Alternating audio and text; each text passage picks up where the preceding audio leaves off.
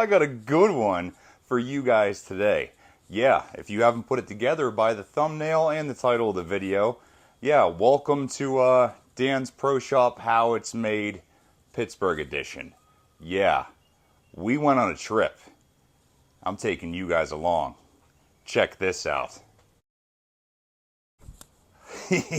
yeah, I know. I'm really yinzing out right now. So why don't we take a trip downtown and see how we pour on the iron.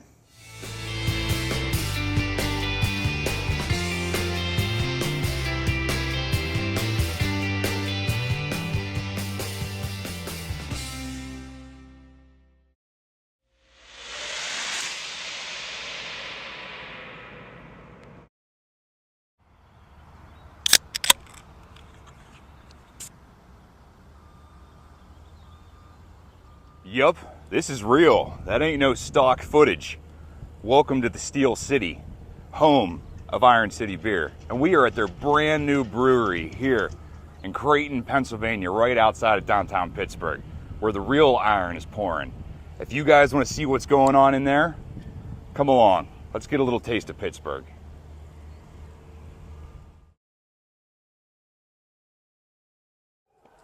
All right, so I'd first like to welcome everybody to Pittsburgh Brewing. This is our facility, of course.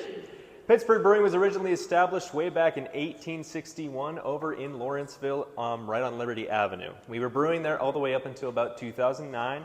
2009, we were then contract brewed out of City Brewing located in Latrobe.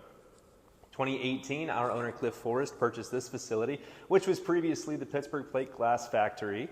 It was abandoned for quite some time and then picked up by him. There was no plans originally to make it into a brewery, but then come 2022, we started to brew some beer in here and it really fit all of our needs.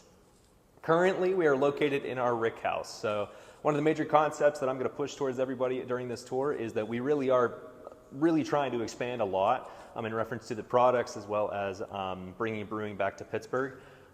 This is going to be our rick house for our barrel storage for our whiskey, Iron City Distilling.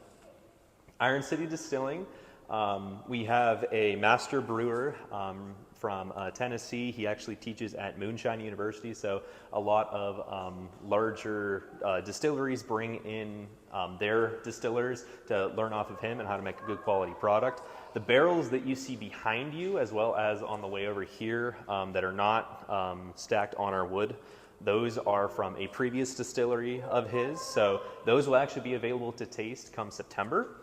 And then in reference to when these products are going to be available for sale, probably 2025 on site, and then 2027 whenever we're probably going to be at local distributors. So we're going to go now make our way over to the barrel storage area. The barrels to your left right here, they're all empty at the moment. Each barrel has a tare weight and a fill weight. A tare weight is the weight that it is before it is filled, and the fill weight, of course, is the weight that it is after. These barrels each weigh around 105 to 110 pounds. And one thing we want to push is that we're really trying to stay local with everything. All of these barrels that you see are Pennsylvania white oak. The wood that these barrels are stacked on, that's all hickory, so it'll last a good portion of the time, it won't decay. We have 3 types of whiskeys that we're currently making, each ranging from about 3 to 5 years of distilling time. We have a bourbon, we have a rye, and we have a single malt. There are 5 total labels on each barrel, of course, so the tare weight and the fill weight, like I had said before, and then you have the fill ABV, the fill date, and then the whiskey. And if anybody wants to take a picture, barrel number 1 is right here. If you want to get into a picture with some Pittsburgh brewing / distilling history located right here. There's a couple of John Hancocks, the people that made it here, but you can see there we just barreled this one March 8th, 2023. To storage in this portion of the facility, you're looking about 3,000 barrels on the first floor here, scaling up to the 3rd and the 4th floor because we're not storing on the 2nd. About the same quantity, so probably about 9,000, 10,000 barrels total that we'll be able to house in this facility at once. We do have a distillery on site. It used to be the old Pittsburgh Plate Glass boiler room. We cannot tour that at the moment. However, it will be open in the future for tours. Just due to legal reasons right now, we can't walk through it, but we are going to be able to see it off in the distance as we walk by. So we're going to now make our way into the main brew house. We'll circle around here. And again, pardon the construction. Putting in an elevator. To our right, this is our quality control lab. So basically anything that doesn't have to do with the brew process itself, they're handling. They handle oxygen levels in the beer, yeast cultivation, anything and everything that has to do with bringing a quality product to the public. So sometimes you see them working in there like zoo animals, but at the moment, I believe they all went home. So. And this is the main brew house.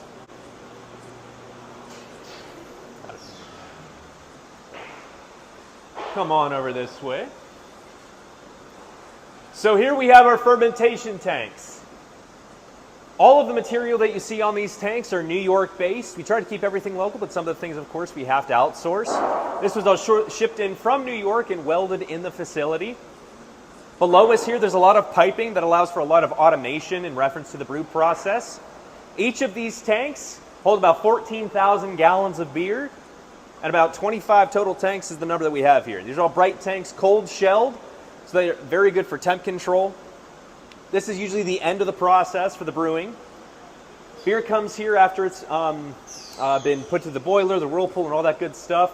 Sits here for about 20 days after yeast is added, ferments, and then it's off to the filler. Take note of the space behind me as well, not just about the iron distillery. This is going to be a concert venue.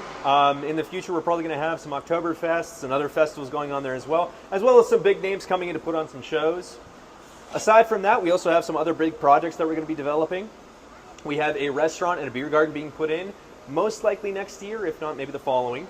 And then along with that too, in the far future, we're actually going to be putting in a marina for people to be able to pull up off their boats, jet skis, little John boats, whatever, and hop out to the beer garden. So. In case anybody's wondering, that is the Allegheny River that runs into the 3 points of Pittsburgh. And the dude did confirm they got several big names coming to this place to play that concert venue.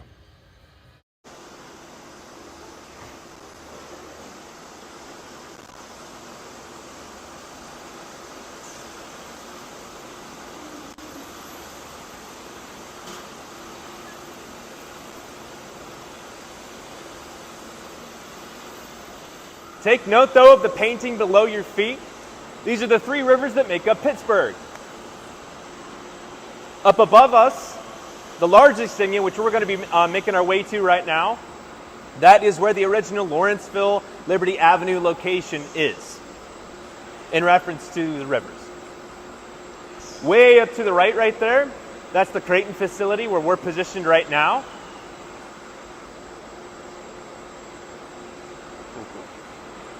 So all of the equipment that you see right here is GEA brewing equipment based out of Germany. It's basically the top of line brewing equipment that you can find. One thing we want to push is this is a massive passion project. This is not a money grab or anything like that. What our owner is trying to do is bring back brewing to Pittsburgh and doing it right. And this equipment is an example of that. We've already had some requests for contract brewing and other things to that regard from other breweries in the Pittsburgh area. We haven't followed through on that yet, but that just goes to show how high quality of a product we're actually making here. The tanks that you see right over here, these are baseless tanks. In the future, we do have plans to make some hard seltzers, hard sodas, non-beer based products. At the moment, there's nothing in there, but we do have plans to do so.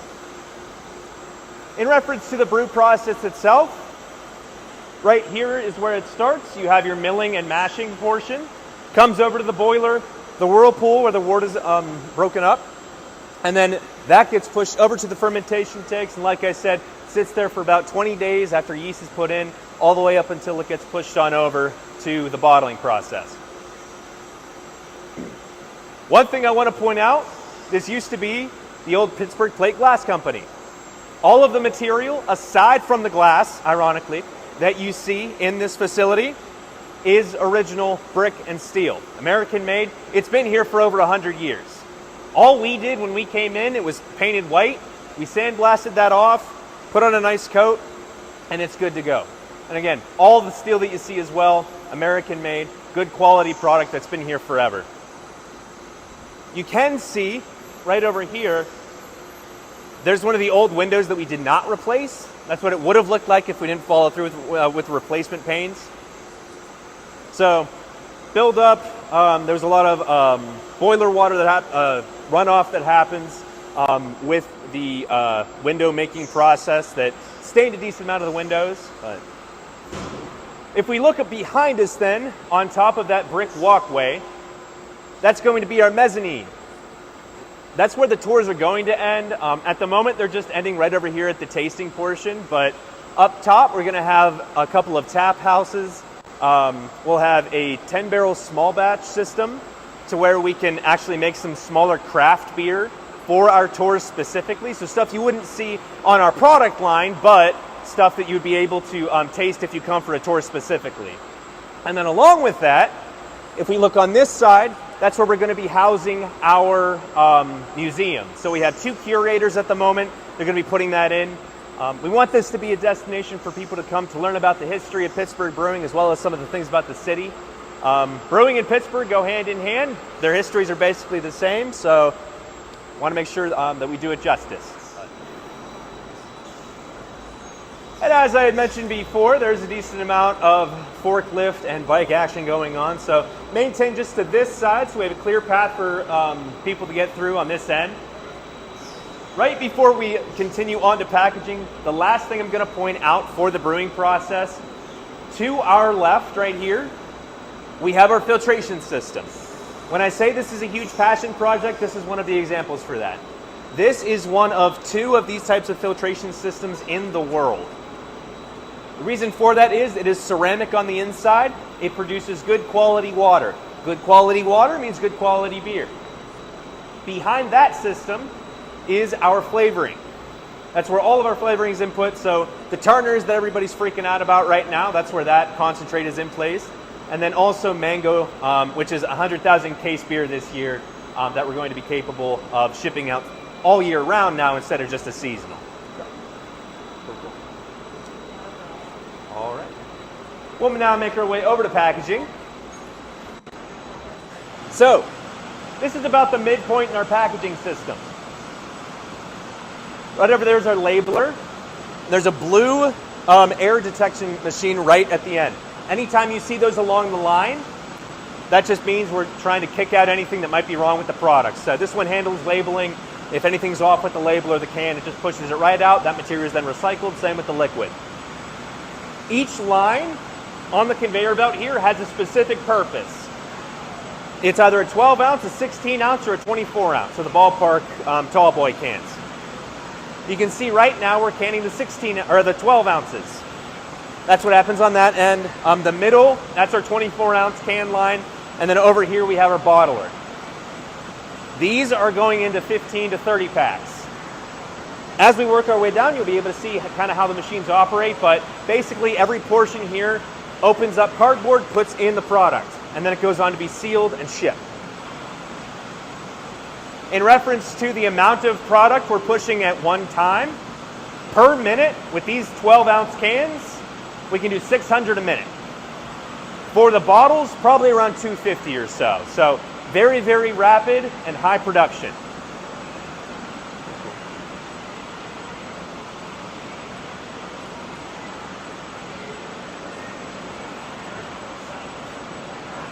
One of the things we really want to preface here is the amount of automation that we've actually placed into these operations. For our brewing system, Let's take a moment of appreciation for that awesome cable management. you didn't really see anyone walking around. That's because basically by the flip of a switch, turn of a knob, or anything like that, that's how we brew our beer. Same goes for here. When we are canning right now, we only need about 5 people on the line to operate it. When we're bottling, 7. In total, the number of workers that we have on site here usually is around 35, 36, and that's including our sales team. So it is highly, highly automated. If we look to where those cans are going in right now, it is stopped right now, but that's where the cardboard's open, cans placed in. We're doing an IC Light Pittsburgh brand right now, of course.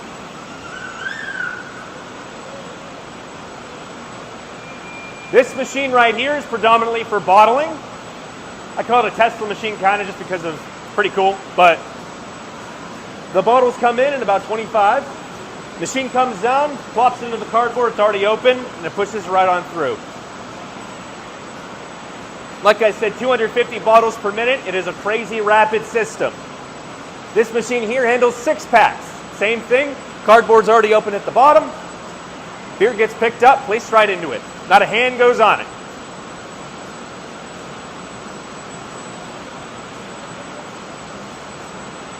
And as we can see over there, we have 30 racks of our IC light going through the line right now. Already placed in the cardboard via that machine. From then on, it goes through more air detection, and then it just gets sealed. The large machine that you see in the back there, the cubicle one that basically takes up half the facility, that is our pasteurizer. How that machine operates, it begins by jacking up the beer to 140 degrees Fahrenheit, and then from there it goes on to 8 different cycles of temp control. At the end, it's shoved out at room temp, and anything that was in there that might grow, it's not going to be in there anymore. The reason that we're doing that is because we want shelf life to increase.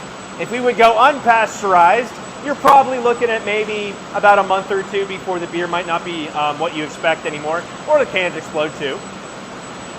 Once pasteurized, you're looking at about 6 to 7 months, even 8 months sometimes. So it really increases that shelf life and makes sure that we are bringing quality product to the public for a long period of time. We do pasteurize all of our beer here, so no matter what product you are tasting, it's going to be able to last that 6 to 7 month period, including our kegs. In case you guys are wondering, that high-pitched background noise you hear is a mixture of vacuum pumps and VFDs for the drive motors that make this whole thing run.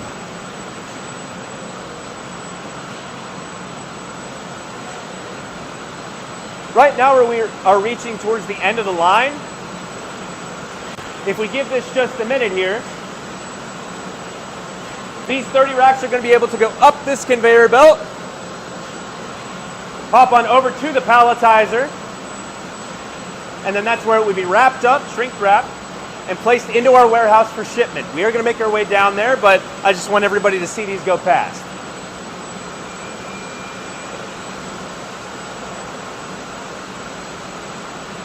And each line, like I said, has a specific purpose. We have those 12-ounce, those 16-ounce, and those 24-ounce can/bottles.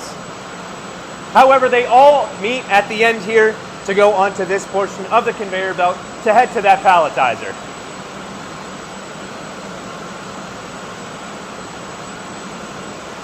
With such a large facility here, 170,000 square feet, it's pretty obvious, I think, that we are making some pretty good strides and expanding a decent amount. And the next portion of the tour here, I'm going to go even further into detail about that.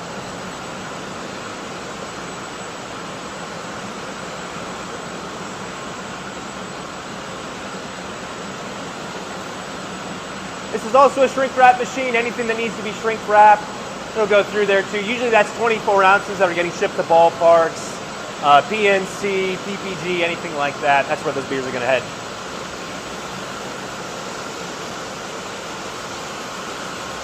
I apologize that I can't get you guys in closer to really see the meat and potatoes of what's going on here, but this is a brand new facility and they're trying to keep everything nice, so I can only show you what I can get access to. So, this is where the process starts, this is where the process ends. Cans come empty off the pallet, roll onto the belt here and into that filler. Again, huge passion project. This filler is very unique as well.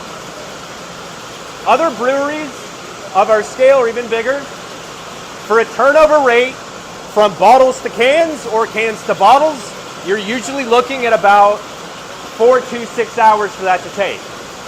Our filler can do that in about 30 minutes. So we're incredibly rapid and we're pushing that product out whenever we need. How this filler operates.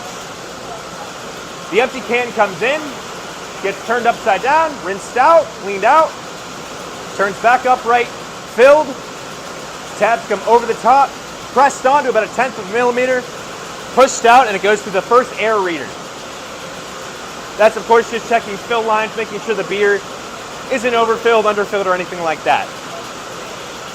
One thing we want to preface, we're trying to keep our facility as lean as we possibly can. So with our air detection, we usually are trying to keep it at a decently low percentile. In reference to where our products are heading, 91%, you're looking probably to the PA, Keystone area, of course Pennsylvania, Ohio, West Virginia, Maryland and whatnot. The other 9%, we do have a couple of 13, 14 states that we ship to, but a lot of that is going out to Washington and Oregon. The reason for that, out in Washington and Oregon, people love old German lager. Around here it's more of a college beer because it's kind of cheap and whatnot, but they eat it up out of there. We send 100,000 cases out there each year, and we never see it again. So, any guesses as to what the heck that spinny box is? My money's on some kind of time machine or something. Who knows? Portland, Seattle, huge craft scene out there. So we're technically craft beers, so we get it all out there. But here we go. So when we're done with this portion now, we're going to go ahead and go on to the tasting now. We'll go ahead and walk down this corridor here. Just again, be careful just in case anybody's going through.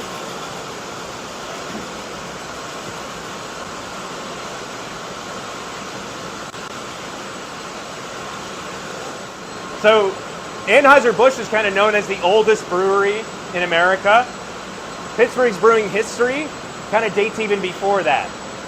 There were a decent amount of small breweries in the city that were, of course, making product right at its founding.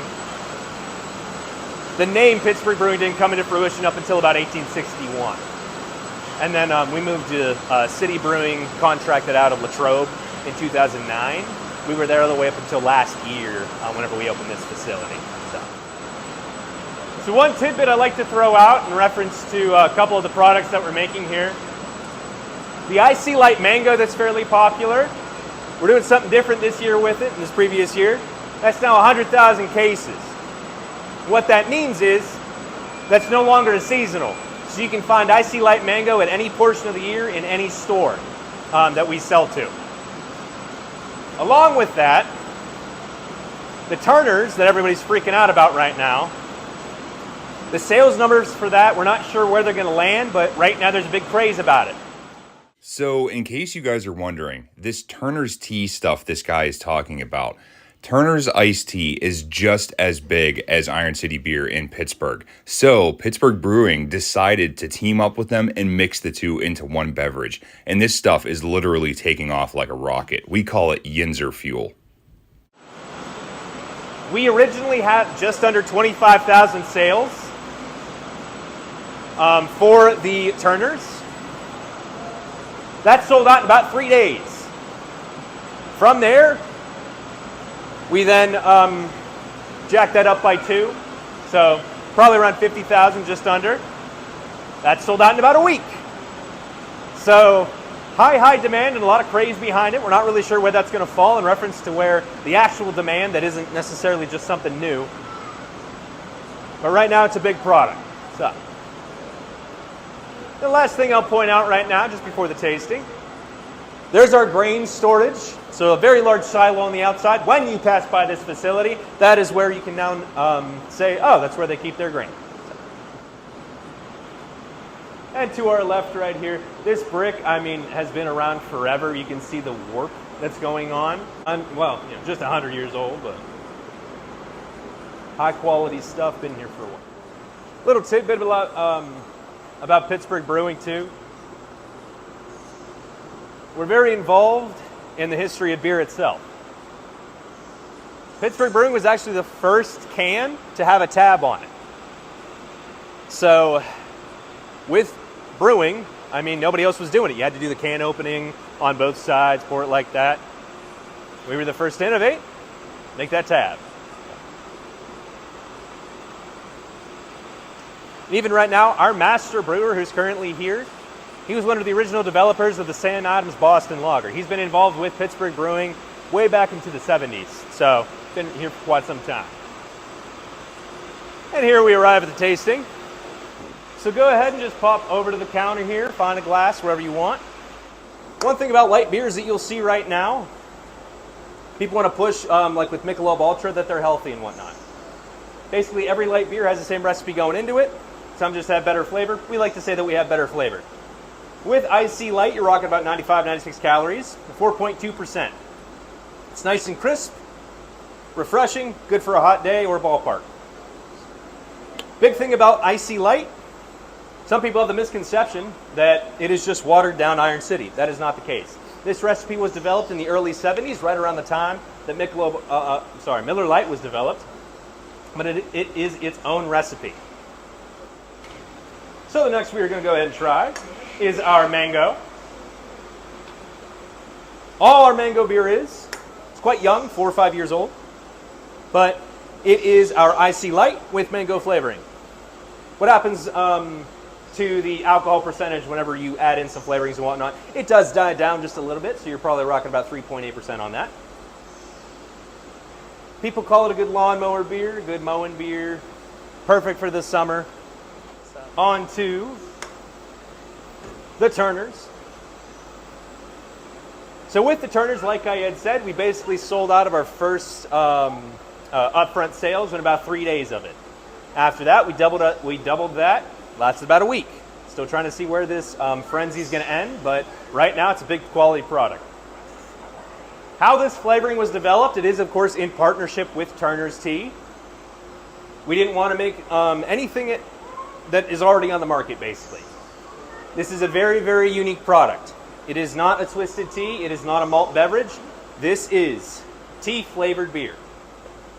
You get the tea and you get the beer. You get the malt and the hops, all that good flavor to it. It's nice and sweet. Some people have said the colder it tastes, or the colder it is, the better it tastes.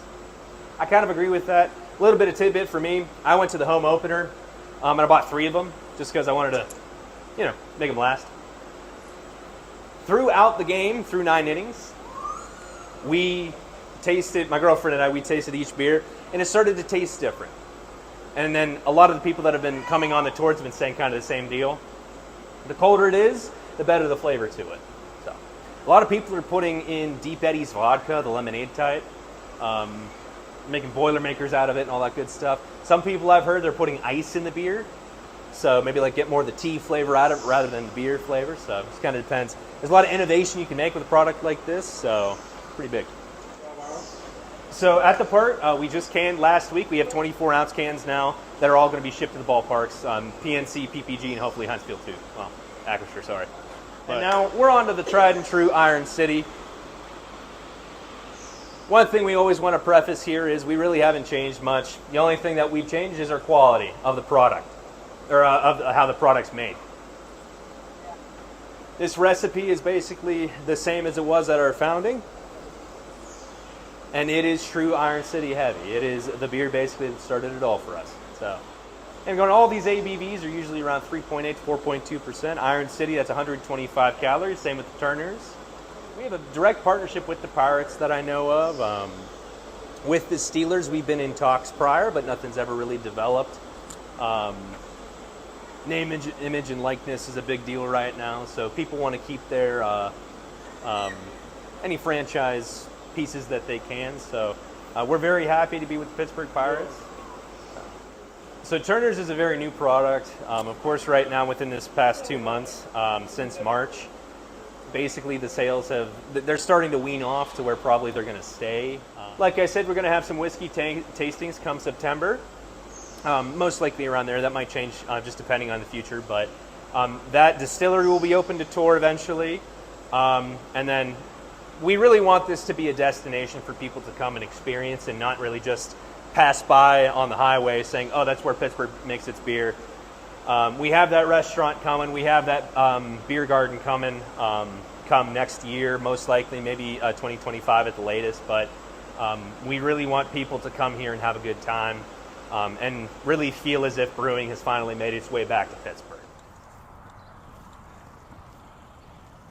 Well, guys, you quite literally heard it from the horse's mouth. I couldn't explain it any better myself, and heck, I couldn't even if I tried, because I don't know absolutely anything about what just happened inside that building. I mean, yeah, we're techie people, this is what we do. But when it comes to making beer, I know you put stuff into water and it comes out amazing goodness. So hopefully you guys enjoyed this as much as I do and you got your little taste of Pittsburgh. We'll see you guys next time.